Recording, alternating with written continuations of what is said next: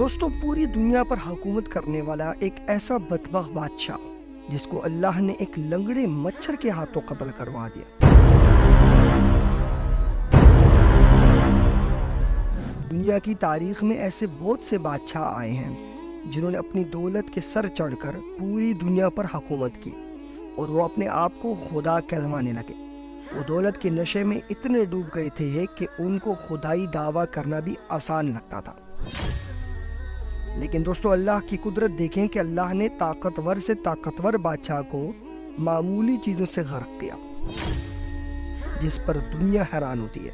جیسے اب نمرود کو لیجئے، اس کی موت ایک لنگڑے مچھر کے ہاتھوں ہوئی۔ جی ہاں، لنگڑا مچھر، یعنی جس کا ایک پیر بھی نہیں تھا اور جب وہ اڑتا ہے تو کسی کو دکھتا بھی نہیں ہے۔ اب یہ سب کیسے ہوا، آج کی اس ویڈیو میں ہم آپ کو تاریخ کے اس پہلو کے بارے میں بتائیں گے۔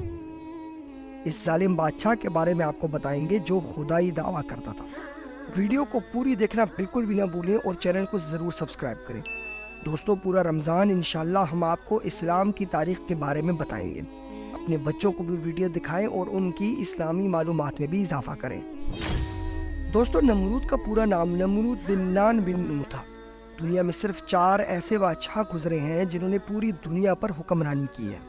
ان میں سے 2 مسلمان تھے اور 2 کافر۔ مسلمانوں میں حضرت سلیمان اور حضرت ذوالقرنین رضی اللہ تعالیٰ عنہ شامل ہیں، جبکہ کافروں میں نمرود اور بخت سکندر شامل ہیں۔ روایت میں آتا ہے کہ نمرود کی حکومت کا دورانیہ 400 سال تک کا تھا۔ اس دور میں بت پرستی عام تھی۔ لوگ اللہ کی بجائے بتوں کی پوجا میں مصروف تھے۔ نمرود بہت ظالم بادشاہ تھا۔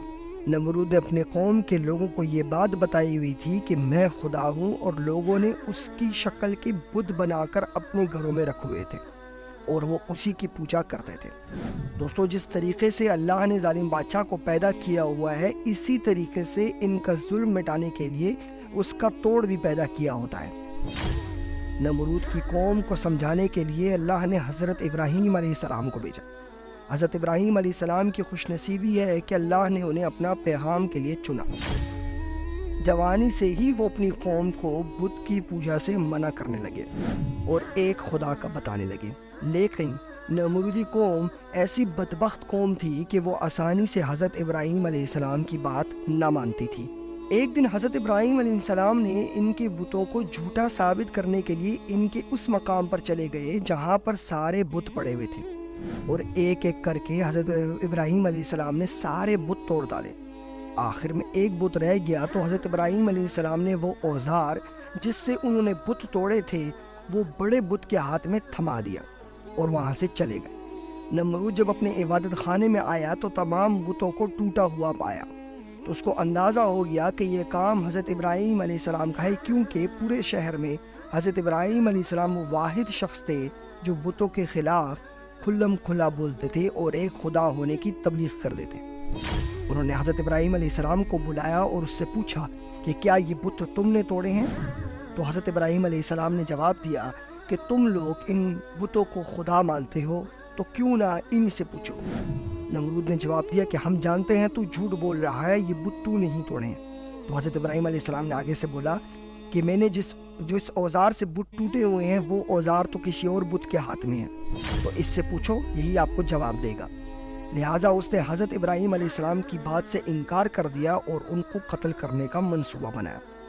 نمرود نے اپنے تمام لوگوں کو بلایا اور پوچھا کہ اس سے کیسے انتقام لیا جائے۔ تو لوگوں نے مشورہ دیا کہ یہ ایک لمبی چوڑی آگ کا انتظام کیا جائے جس کے اندر حضرت ابراہیم علیہ السلام کو پھینک دیا جائے۔ لہٰذا نمرود نے حکم دیا کہ جنگل کے ایک ایسے حصے میں بہت بڑی آگ کا بندوبست کیا جائے جس کے لیے کئی دنوں تک لکڑیاں اکٹھی ہونے لگیں اور آگ لگانے کا انتظام ہوا۔ حضرت ابراہیم علیہ السلام کو پکڑ لیا گیا اور اس آگ میں دھکیل دیا گیا۔ پیارے دوستو، یہ بات آپ کو بتاتے چلیں کہ اتنی بڑی آگ کا انتظام اس لیے کیا گیا تھا کیونکہ نمرود چاہتا تھا کہ حضرت ابراہیم علیہ السلام کئی دن تک اس آگ میں رہیں، جو کہ اللہ نے پھر اپنی رحمت سے ٹھنڈی کر دی اور آگ سلامتی والی ہو گئی۔ حضرت ابراہیم علیہ السلام فرماتے ہیں کہ جتنے دن تک میں اس آگ میں رہا، اللہ کی خاص رحمت میرے اوپر رہی اور آگ ٹھنڈی ہو گئی۔ جب حضرت ابراہیم علیہ السلام اس آگ سے باہر تشریف لائے تو وہ ایک بار پھر نمرودی قوم کو حق کی دعوت دینے لگے اور ان کو ایک خدا کا بتانے لگے، لیکن اس بار سین تھوڑا مشکل تھا اور مختلف بھی تھا، کیونکہ جو لوگوں کو اندازہ ہو گیا تھا کہ یہ بندہ کوئی عام بندہ نہیں ہے بلکہ کوئی خاص اللہ کا بندہ ہے، اس پر اللہ کا خاص کرم ہے، اور واقعی جس خدا کی یہ بات کر رہا ہے وہ انتہائی طاقتور ہے، تو لوگ ان کی بات کو سننے لگے۔ اور جو لوگ نمرود کی خاص پیروکار تھے ان کو دعوت دینا اور بھی مشکل ہو گیا تھا، اور وہ حضرت ابراہیم علیہ السلام کو اذیت دیتے تھے۔ حضرت ابراہیم علیہ السلام اپنی قوم کو بار بار سمجھاتے کہ ایک خدا کی عبادت کرو۔ یہ سب دیکھ کر نمرود کی پریشانی بڑھنے لگی اور اس نے حضرت ابراہیم علیہ السلام کو مناظرے کا چیلنج کر ڈالا اور ان کے سامنے خدائی دعویٰ بھی کر ڈالا۔ نمرود نے حضرت ابراہیم علیہ السلام کو بلایا اور ان سے پہلا سوال کیا کہ تیرا رب کون ہے؟ حضرت ابراہیم علیہ السلام نے جواب دیا، میرا رب وہ ہے جو زندگی اور موت دیتا ہے۔ اس پر نمرود تکبرانہ انداز میں مسکرایا اور بولا، یہ تو میں بھی کر سکتا ہوں۔ اس نے حکم دیا کہ 2 قیدیوں کو میرے سامنے پیش کیا جائے۔ 2 قیدی اس کی خدمت میں حاضر کیے گئے۔ نمرود نے اس قیدی کو رہا کر دیا جس کو پھانسی لگنے والی تھی، اور اس قیدی کو پھانسی کا اعلان دے دیا جس کو رہائی ملنے والی تھی۔ تو نمرود نے حضرت ابراہیم کو بتایا کہ دیکھ، یہ تو میں بھی کر سکتا ہوں، میں جس کو چاہوں موت دے سکتا ہوں، جس کو چاہوں زندگی دے سکتا ہوں۔ تو حضرت ابراہیم علیہ السلام نے جواب دیا کہ میرا خدا وہ ہے جو سورج کو مشرق سے طلوع کرتا ہے اور مغرب میں غروب کرتا ہے۔ اس پر نمرود بہت حیران ہو گیا کہ یہ کیسے ہوگا، کیونکہ یہ تو نمرود نہ کر سکتا تھا۔ اس طرح حضرت ابراہیم علیہ السلام نے پورے قوم کے سامنے نمرود کو ذلیل و رسوا کر دیا۔ اس مناظرے کے بعد حضرت ابراہیم علیہ السلام نے نمرود کو کئی بار اللہ کی طرف پھر سے بلایا۔ حضرت ابراہیم علیہ السلام بار بار نمرود کو دعوت دیتے تھے۔ ایک دن نمرود تنگ آ گیا اور اس نے حضرت ابراہیم علیہ السلام سے بولا کہ اگر تیرا خدا سچا ہے تو اس کو بول اپنی فوج میری طرف بھیجے اور میرے ساتھ جنگ کرے۔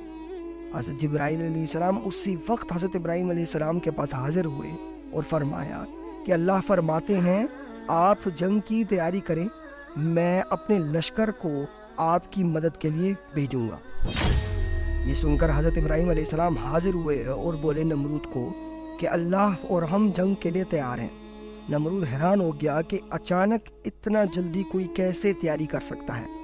بہرحال اس نے حضرت ابراہیم علیہ السلام کو بولا کہ ہمیں 3 دن کی مہلت دی جائے۔ نمرود کو 3 دن کی مہلت دی گئی، جس میں نمرود نے دور دور کے علاقوں سے سارے کے سارے بہادر جنگجو اکٹھے کیے۔